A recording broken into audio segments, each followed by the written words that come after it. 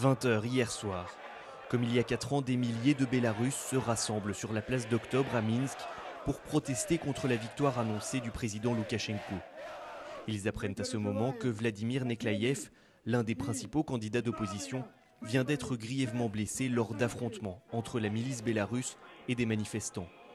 Le poète de 64 ans souffre d'un traumatisme crânien et a été transporté à l'hôpital. Loukachenko a perdu et maintenant il utilise la force pour rester au pouvoir. C'est ma seule réaction. Peu de temps après, la foule grandissante s'est rendue à pied vers la place de l'Indépendance, là où en 1991, le Bélarus conquérait son autonomie.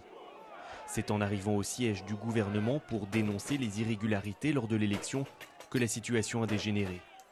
Des dizaines de manifestants ont tenté d'entrer de force dans les locaux, barricadés par la milice. Quelques minutes plus tard, à l'arrivée des renforts, de violents affrontements ont éclaté.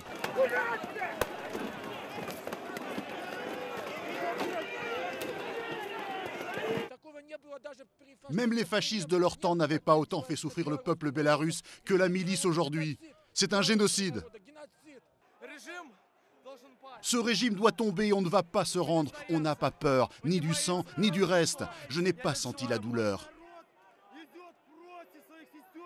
Dans le courant de la soirée, au moins 4 candidats d'opposition à l'élection présidentielle et des dizaines d'autres manifestants ont été interpellés par la milice.